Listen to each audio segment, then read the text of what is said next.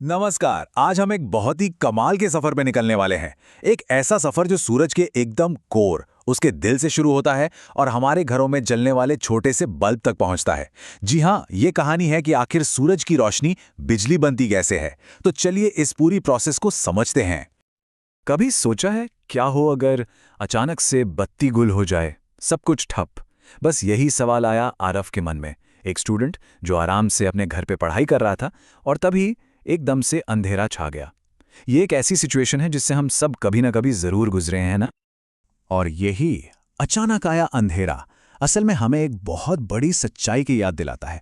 ये हमें सोचने पर मजबूर कर देता है कि हमारी जिंदगी, हमारी दुनिया बिजली पर कितनी ज्यादा डिपेंड करती है।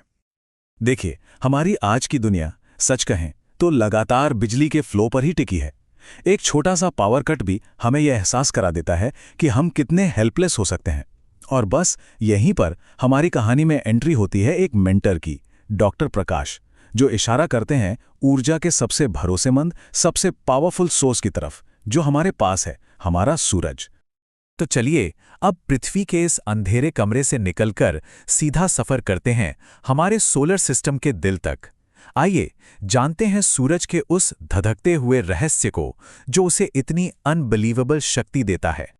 देखिए, सूरज कोई जलती हुई आग का गोला नहीं है जैसा हम सोचते हैं।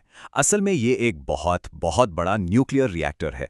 इसके सेंटर में एक प्रोसेस होती है जिसे कहते हैं न्यूक्लियर फ्यूजन। इसमें होता क्या है कि हाइड्रोजन के एटम्स जबरदस्त प्रेशर और गर्मी में एक दूसरे से जुड़कर हीलियम बनाते हैं, और इसी प्रोसेस में मैसिव अमाउंट ऑफ एनर्जी निकलती है। और गर्मी गर्मी कितनी, सोचिए जरा। सूरज के कोर का टेम्परेचर है करीब करीब 1.5 करोड़ डिग्री सेल्सियस। जी हां, 15 मिलियन डिग्री सेल्सियस। ये हमारी कल्पना से भी परे हैं।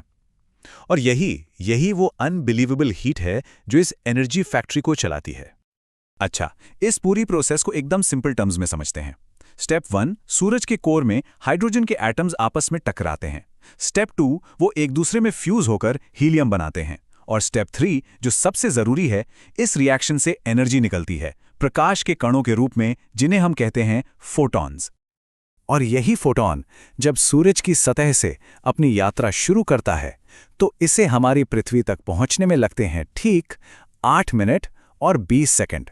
सोचिए, बस 8 मिनट 20 सेकंड में ये करोड़ों किलोमीटर का सफर तय कर लेता है। और यहीं से हमारे घरों को रोशन करने की कहानी का अगला चैप्टर शुरू होता है। तो अब एनर्जी पृथ्वी पर पहुंच चुकी है, फोटॉन्स आ गए हैं। अब सवाल यह है कि वो कौन सा जादू है जिससे इस रोशनी को पकड़ा जाता है और इसे उस बिजली में बदला जाता है जो हमारी पूरी दुनिया चलाती है। असल में ये कोई जादू नहीं है, यह है प्योर साइंस। इस प्रिंसिपल को कहते हैं फोटोवोल्टेइक इफेक्ट, मतलब एटॉमिक लेवल पर लाइट का सीधे बिजली में बदलना। और सबसे कमाल की बात पता है क्या है? इसमें कोई मूविंग पार्ट्स नहीं होते, कोई इंजन नहीं, कुछ नहीं, बस प्योर साइंस एट वर्क। एक सोलर सेल के अंदर झांकें तो इसमें सिलिकॉन की 2 बहुत खास लेयर्स होती हैं।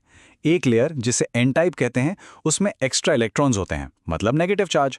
और दूसरी लेयर पी टाइप, उसमें इलेक्ट्रॉन्स की कमी होती है, जिसे हम होल्स कहते हैं, मतलब पॉजिटिव चार्ज। जब इन दोनों को जोड़ा जाता है ना, तो बीच में एक इलेक्ट्रिक फील्ड बन जाती है।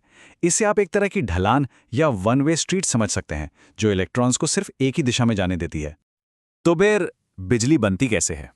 देखिए, स्टेप 1, सूरज से आया फोटॉन सिलिकॉन सेल से टकराता है। स्टेप 2, उसकी एनर्जी एक इलेक्ट्रॉन को अपनी जगह से कह लीजिए नॉकआउट कर देती है। स्टेप 3, वो जो पहले से बनी हुई इलेक्ट्रिक फील्ड है, वो इस फ्री हुए इलेक्ट्रॉन को एक दिशा में धक्का देती है। और स्टेप 4, इलेक्ट्रॉन्स का यही बहाव, यही फ्लो कहलाता है electric current, specifically direct current यानी डीसी।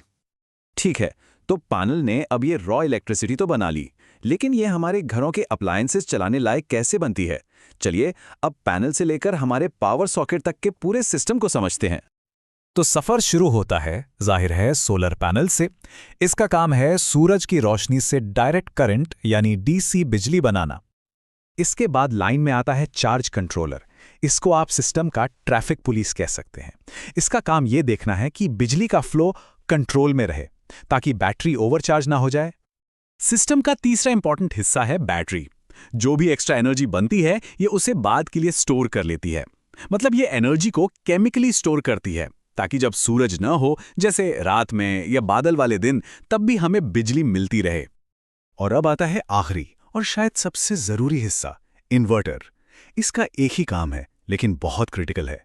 ये पैनल से आई डीसी बिजली को ऑल्टरनेटिंग करंट यानी एसी में बदलता है। क्यों? क्योंकि हमारे घरों के ज्यादातर उपकरण, फ्रिज, टीवी, पंखे सब एसी पर ही चलते हैं। तो ये तो हुई एक सोलर पैनल की कहानी। अब जरा जूम आउट करते हैं और देखते हैं कि ये टेक्नोलॉजी पूरी दुनिया पर, हमारे प्लैनेट पर क्या असर डाल रही है, कैसे ये इसे एक साफ सुथरी, बेहतर जगह बना रही है।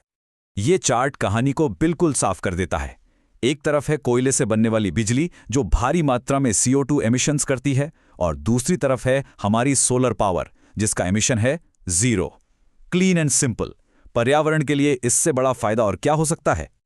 और आज सौर ऊर्जा का इस्तेमाल कहाँ नहीं हो रहा। स्पेस में सैटेलाइट्स और इंटरनेशनल स्पेस स्टेशंस को पावर देने से लेकर हमारे शहरों की सड़कों पर सोलर स्ट्रीट लाइट्स जलाने तक, दूर दराज के गांव में खेती के पंप चलाने से लेकर हमारी इलेक्ट्रिक गाड़ियों को चार्ज करने तक, स्कूल, अस्पताल, फैक्ट्रियां, हर जगह सोलर एनर्जी अपनी जगह बना रही है। इस पूरे सफर के बाद आरव को एक बहुत गहरी बात समझ आती है। वो ये कि समस्या बिजली की कमी की नहीं है, बल्कि ऊर्जा के सही उपयोग की है।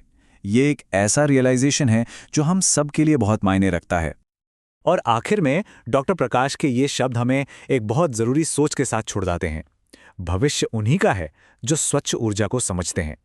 ये एक ऐसा विचार है जो हम सभी को ये सोचने पर मजबूर करता है कि हम अपनी एनर्जी कहाँ से ला रहे हैं और उसका इस्तेमाल कैसे कर रहे हैं।